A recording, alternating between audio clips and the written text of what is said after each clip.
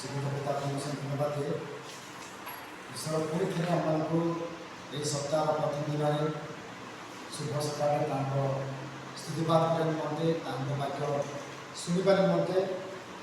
अवकाश देते पिता फाउंडेशन धन्यवाद देवा संगे आई दिवस उपस्थित छोट बड़ भाई और बहन मान प्राणकर्ता श्रीकृष्ण नाम प्रत्येक नमस्कार वाक्य शुणा निमंते आम समय रही जी समय आम निकट अच्छी से पर्यटन आम ईश्वर वाक्य किसी आम शिखा किसी विषय मुझे कहबी जहाँकि ब्लाक बोर्ड लिखाई आत्मार परिकार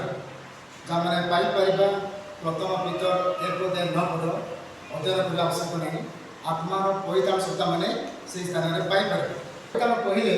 कौन आम मैंने बुझा परिताण अर्थ है पाप ठारू मुक्त होगा परित्राण बोली कहुए तेरे परित्राण मु पाइबा निमंते प्राप्त होगा निमंते मु कौन करी यही प्रश्न बाइबल रे 4 दलर लोक मैंने प्रश्न पचारे से जड़े है ख्रीष्ट जीवित काल में जड़े धनी लोक जीशु निकट को आसी कहले जे ए गुरु मु अनंत जीवन पाइबा निमंते मु कौन करी मार्क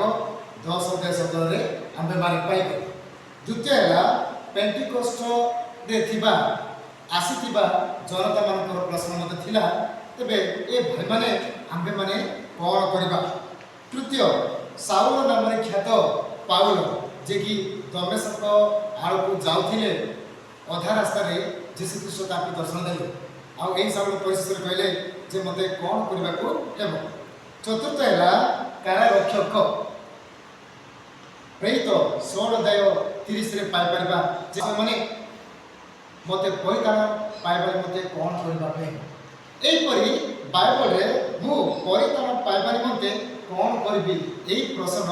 4 थर आमे माने देखि पाइ परिताण 3 प्रकार रो विषय कहबा को चाहे प्रथम आमे देखिबा साधारण परिताण साधारण परिताण या कौन अटे द्वितीय दैनंदिन परिताण तृतीय अनंत परिताण यही प्रकार 3टी प्रकार बा सीमा भिन्न भिन्न अच्छी बोली आम बाइबल प्रकाश पाए मो अध्ययन करुँची जिहुदा 3 पद ए प्रिय माने मु आम्भ मान साधारण परिताण संबंध में तुम्भ मान निकट को किसी लेखा विशेष जत्नशील हेली अर्थात जिहुदा ए स्थान में जीशु कृष्ण को निज भाई से जिहुदा से लिखती जिहुदा पत्र जे ए भाई माने साधारण परिताण आम मान साधारण परिताण शब्द मैंने पाइपर तेज साधारण परिताण कौन अटे बाइबल कौन भिन्न भिन्न परिताण अच्छी जहाँ मैंने आगे देखिपर गोटे प्रथम है बर्तमान आलोचना कर साधारण परिताण जिहुदा 3 पद आम पाइपर या केबे आम पाइपर ये साधारण परिताण आम्भे माने बाप्तिस्म नेला परे ये साधारण परिताण आम्भे माने पाइपर पाप क्षमा जा कह जाए समस्ते पाइपर ये साधारण परिताण जो जड़े बाप्तिस्म निए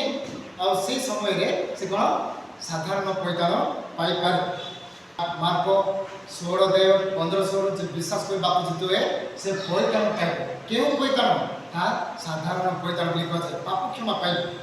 यही परिताण साधारण परिताण जहाँकि पाप ठार जो आम मुक्त पाऊँ से परिताण को साधारण परिताण बोली कहुए प्रथम विषय जहाँकि साधारण परिताण संबंध द्वितीय है दैनंदिन परिताण फिलिपी 2:12 मु अध्ययन करुँचे समस्ते देखिए अतएव ए मोर भाई माने जेपरी तुम्भे माने सर्वदा आज्ञाप होइअछ केवल मोहर साक्षात गलापरी नुहे किंतु वर्तमान मोहर असाक्षात आहरी अधिक रूपे भय और कंपस आपण आपण परिताण साधन कर ये लोक मान कहुच्छी जे ए भाई माने तुम्बे माने आपण आपण परिताण साधन कर वर्क आउट बोली कह अर्थात या प्रतिदिन आमे माने यही जो परिताण मैंने पाइछु जब पाप क्षमा पाइछु ता आमे माने बजाय रखा दरकार कहीं बजाय रखा दरकार कारण शैतान सर्वदा कौन करे परीक्षा करे आमे माने अनुग्रहरु पतित हेबार संभावना मध्ये अछि। अतएव आमे कोन करबा जागृत हेबा जे जेपरि सेही परिताण को आमे माने दैनिक भाबरे प्रतिदिन वर्कआउट साधन करबा आवश्यक। तेबे आमे माने परवर्ती जे परिताण पाइबा को जीवु से परिताण माने पाइ परबा। जाउछि दैनन्दिन परिताण सम्बन्धरे कुए। तृतीय अनंत परिताण। अनंत परिताण कोन हम माने देखि परबा भूमि 13 अध्याय 11 पद म अध्ययन करूछि। पुणी एबे तुम्भमानक निद्रारु जागृत हेबार समय उपस्थित या जानि एही सब कर, कारण आम्भमानक विश्वास करिबा दिन ठारू वर्तमान परिताण आम्भमानकर अधिक सन्निकट। जदि एही परिताण जदि आमे पाई सारी अछु बाप्तिस्म रे, अनंत परिताण जदि बाप्तिस्म रे पाई सारी अछु, तबे काहे कि प्रेरित पौल लिखिला उतरे जे आमे माने परिताण सन्निकट पाइबार मते सन्निकट एबाकु जाउछि। तबे काहे कि लिखिले तार माने जे ए साधारण परिताण, दैनन्दिन परिताण आ अनंत परिताण भिन्न भिन्न अटे। एवरी 5 अध्याय 8 एवं 9 अध्ययन करूछि। पुत्र एलेहे दुख भोग द्वारा आज्ञापता शिक्षा करी पुणी सिद्ध हुई निज आज्ञाकारी मानक प्रति अनंत परिताणर कारण स्वरूप हेले।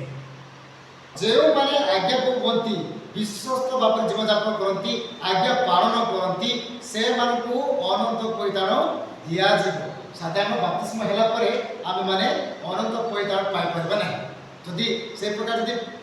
बाप्तिस्म नेला परे जदि अनंत परिताण पाइबो तेबे पाप करे मध्ये न प्रॉब्लम नुहे।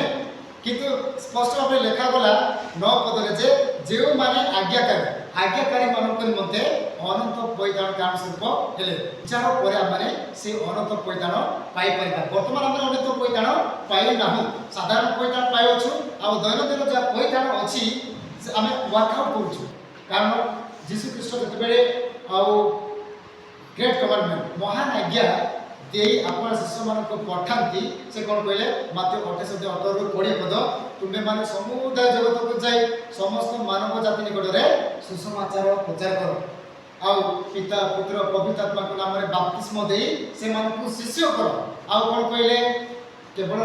शिष्य मान जिबे आउ लोक मान को प्रचार करिवे आउ बपतिस्म देबे तापरे से मानक कार्य समाप्त। सिमिति की ना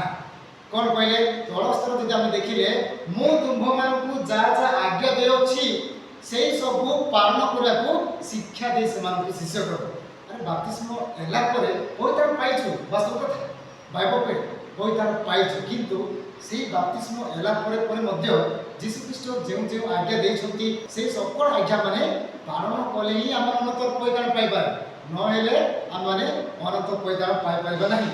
এই তিনটি পরিতাণ যা ଅଛି তা একা নহে, কিন্তু সীমা ভিন্ন ভিন্ন অটে। সংক্ষিপ্ত বাক্যরে ঈশ্বর ସମସ୍ତଙ୍କୁ ଆଶୀର୍ବାଦ କରନ୍ତୁ। ସମସ୍ତଙ୍କୁ ନମସ୍କାର।